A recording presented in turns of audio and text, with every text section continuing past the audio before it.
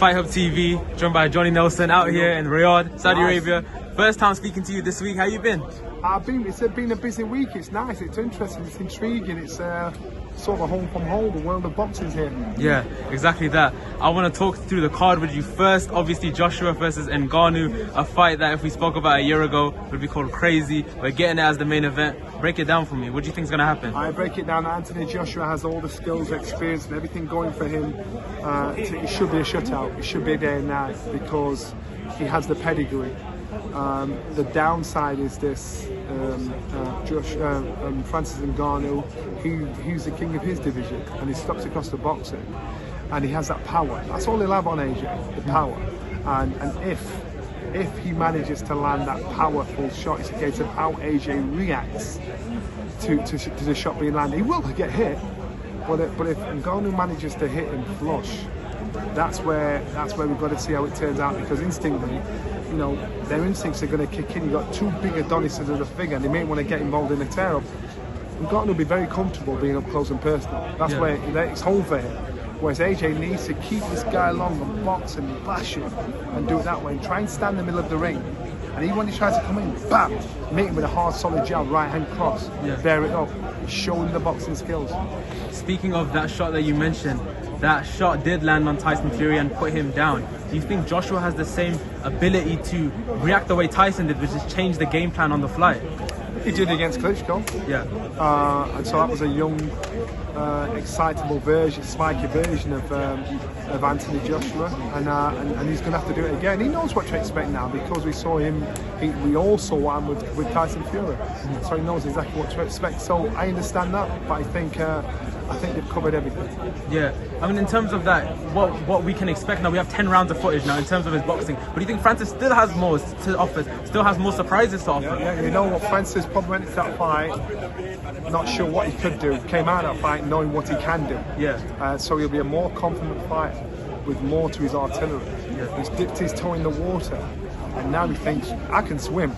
I can do a lot better than that. Yeah. So therefore, unfortunately, Anthony Joshua has hindsight to look on, thinking, all right, you know what? Okay, I get this. I know what to expect. He's not going to underestimate what's in front of him. Yeah. I want to talk about a trending topic within the US right now, well, in the world of boxing. Ryan Garcia on social media. He has a fight planned against Devin Haney, but have you seen what he's been posting, and what do you make of it? It's disturbing what you make of it, but you know what? You know, there's something going on there with this young man that it looks like on the surface. Maybe he's doing an Ali and wants people to think he's crazy, lost the plot, and then switches it on when it comes to showtime. But it's concerning, to say the least. I don't know what's going on in this young man's life, personal life. I don't know. The signs tell you one thing, so to make aspersions is not very fair, but it is concerning. And you know what? It may get to the point where that fight doesn't happen. Exactly, I was going to ask you about that, but before that, what advice would you give Ryan Garcia if you could speak to him or send him a message now? He's got to be surrounding himself with people that love him, care for him, want the best for him, that he respects, that know him, and you've got to give him tough love. Don't surround yourself with yes men. So yeah, no problem, because everyone wants to stay on the payroll, so they don't want to say anything and get the sack. Yeah. You want to surround yourself with people that are there for you. Yeah. And it is concerning. It is. We wish him the best, obviously, with that. Yeah, inshallah. In terms of Canelo, now there's been so many rumors about who he's joining. PBC. Check 1 2. Now it looks like Munguia is the fight that is going to take place, not Berlanga, not David Benavidez. What do you make of that fight? Check 1 2. Canelo is one of the few Ladies fighters and gentlemen, welcome. Testing 1 2. that can fight anybody in the world. Yeah. Because you're going to see Canelo. And so you can pick anybody, you can pick any of those fighters, and you're going to watch Canelo. And even though Canelo might not be the fighter he was, the fighter he is, still he's in a cherry picking state. He can pick whoever he wants. So you're saying that he's cherry picking who he wants, but in your opinion, who is that contender that should get the shot if you had the choice? It's not a case of, because there's many fights that you say should get the shot. Yeah. It's a case of who brings what to the table. And so as far as Canelo's concerned, this is his business. He's in the latter part of his career. It's still at the top. So he's doing what works for him. Yeah. So I'm quite sure there are many fights, there's rematches that are there that can have, but it's like, I'm doing this for me. This is now his business.